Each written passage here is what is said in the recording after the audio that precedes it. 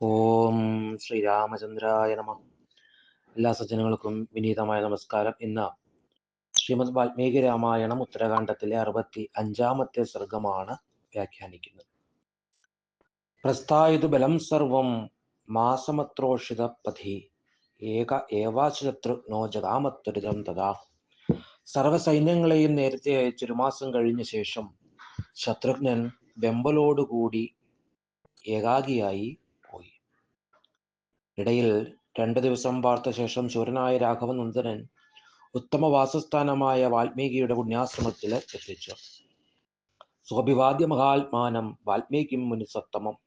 മഹാത്മാവായ വാൽമീകി മുനീന്ദ്രനെ നമസ്കരിച്ച് കൃതാഞ്ജലിരഥോ ഭൂത്വാ വാക്യമേതതുവാചഃ, കൈകൾ കൂപ്പി നിന്നുകൊണ്ട് അറിയിച്ചു. ഭഗവൻ വസ്തുമിച്ഛാമി ഗുരോ കൃത്യാദിഹാഗത. ഭഗവൻ ഗുരുകാര്യത്തിനു വേണ്ടി വന്ന ഞാനിവിടെ ഇന്ന് വസിക്കാനായിട്ട് ആഗ്രഹിക്കുന്നു. വരുണന്റെ പശ്ചിമദിക്കിലേക്ക് നാളെ കാലത്ത് പോകാം. ശത്രുഘ്നസ്യ വചശ്രുത്വാ പ്രഹസ്യ മുനിപുങ്കവ പ്രത്യുവാച മഹാത്മാനം സ്വാഗതം ദേ മഹായശ. ശത്രുഘ്ന വചനം കേട്ട് മുനിപുങ്കവൻ മന്ദഹസിച്ചുകൊണ്ട് മഹാത്മാവിനോട് പറഞ്ഞു, മഹായശസ്വി, അങ്ങേക്ക് സ്വാഗതം. സ്വമാശ്രമമിതം സൗമ്യ രാഘവാണാം കുലസ്യഹി. സൗമ്യ, രഘുവംശികൾക്ക് ഈ ആശ്രമം തങ്ങളുടേത് തന്നെ ആണ്. എന്റെ അർഘ്യവും പാദ്യവും ആശ്രമവും നിസ്സംശയം സ്വീകരിച്ചാലും. സൽക്കാരം സ്വീകരിച്ച ശേഷം കാകുൽസ്ഥൻ കായ്ക്കിഴങ്ങുകൾ കൊണ്ട് തന്നെ അത്താഴം കഴിച്ച് അതിതൃപ്തനായി. സഭുക്വാഫലമൂലം ച മഹർഷിന്തമുവാചഃ. കായ്ക്കിഴങ്ങുകൾ കഴിച്ച ശേഷം അദ്ദേഹം മുനിയോട് ചോദിച്ചു, ഇയം യജ്ഞവിഭൂതിസ്തേ കസ്യാശ്രമ സമീപത. അങ്ങയുടെ ആശ്രമ സമീപത്തായി കാണുന്ന ഈ യജ്ഞശാല ആരുടേതാണ്? തത്തസ്യ ഭാഷിതം ശ്രുത്വാ വാൽമീകിർവാക്യം അബ്രവീത്. അദ്ദേഹത്തിന്റെ ഈ ചോദ്യം കേട്ട് വാൽമീകി പറഞ്ഞു, ശത്രുഘ്ന ശൃണുയസ്യേദം ബഹുവായതനം പുരാ. ശത്രുഘ്ന, പണ്ട് ഈ യാഗസ്ഥലം ആരുടേതായിരുന്നു എന്ന് കേൾക്കൂ. യുഷ്മാകം പൂർവകോ രാജ സുദാസസ്തസ്യ ഭൂപതേ. പുത്രോ വീരസഹോ നാമ വീര്യവാൻ അതിധാർമ്മിക.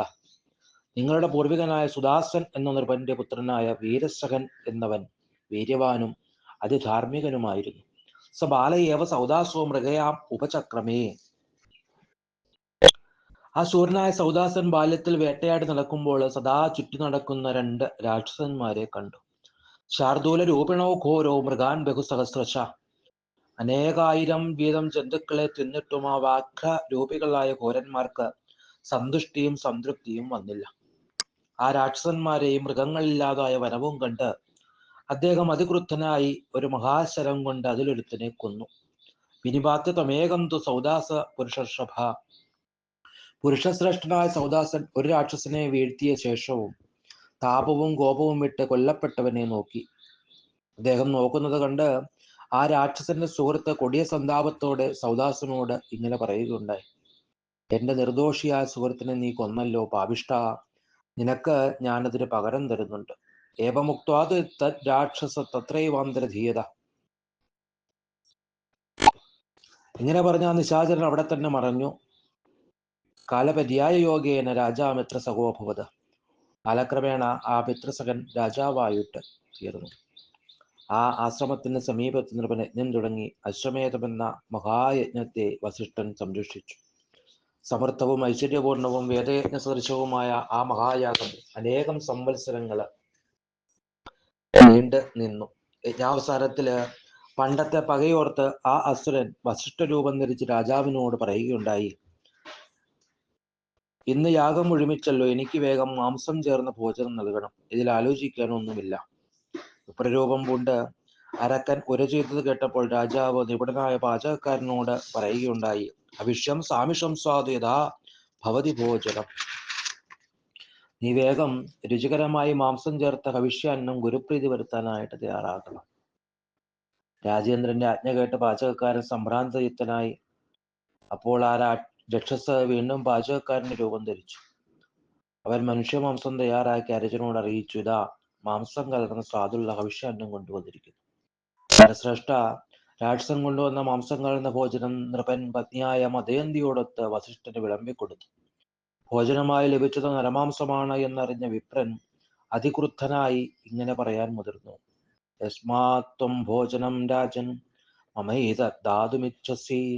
മന്നവ, ഈ ഭോജനം എനിക്ക് തരാനാണല്ലോ നീ ആഗ്രഹിച്ചത്. അതിനാൽ നിന്റെ ഭോജനം ഇതായിട്ട് തീരും നിശ്ചയം. ആ രാജാവ് പത്നി സമേതനായി വീണ്ടും വീണ്ടും കുമ്പിട്ടുകൊണ്ട് വിപ്രരൂപൻ പറഞ്ഞത് വസിഷ്ഠർ അറിയിച്ചു. നൃപേന്ദ്രന്റെ വാക്കിൽ നിന്ന് രാക്ഷസന്റെ ഗതിയാണ് എന്നറിഞ്ഞ നരവ്യാഘ്രനായ രാജാവിനോട് വസിഷ്ഠൻ പറഞ്ഞു, കോപം മുഴുത്തത് മൂലം ഞാനിങ്ങനെ പറഞ്ഞുപോയി. ഇത് പാഴാക്കാനായിട്ട് സാധ്യമല്ല. എങ്കിലും ഞാൻ അങ്ങേക്ക് ഒരു വരം തരാം. 12 വർഷം കഴിഞ്ഞാൽ അങ്ങേക്ക് ശാപമോക്ഷം ലഭിക്കും നൃപേന്ദ്ര. എന്റെ പ്രസാദത്താൽ അങ്ങ് കഴിഞ്ഞതൊന്നും ഓർമ്മിക്കുകയുമില്ല. വൈരനാശകനായ രാജാവ് ഇങ്ങനെ ആ ശാപം അനുഭവിച്ച ശേഷം രാജ്യം രണ്ടാമത് നേടി പ്രജകളെ പരിപാലിക്കുകയും ചെയ്തു. തസ്യ കൽമാഷവാദസ്യ യജ്ഞസ്യായതനം ശുഭം. കൽമാഷവാദൻ എന്ന അദ്ദേഹത്തിന്റെ ശുഭമായ യജ്ഞഭൂമിയാണ് ഈ ആശ്രമത്തിന്റെ അടുത്തുള്ളത് രാഘവ. അതിനെക്കുറിച്ചാണ് അങ്ങ് ചോദിച്ചത്. ആ രാജേന്ദ്രന്റെ അതിദാരുണമായ കഥ കേട്ട ശേഷം മാമുനിയെ അഭിവാദ്യം ചെയ്ത് അദ്ദേഹം പർണശാലയിലേക്ക് പ്രവേശിച്ചു. ഇങ്ങനെ സൗദാസ ചരിതമാണ് ഈ സർഗത്തിൽ നമ്മൾ കേട്ടത്. എല്ലാവർക്കും ശ്രീരാമാനുഗ്രഹം ഉണ്ടാകട്ടെ എന്ന് പ്രാർത്ഥിക്കുന്നു. സർവം ശ്രീരാമപാദാരവിന്ദാർപ്പണമസ്തു.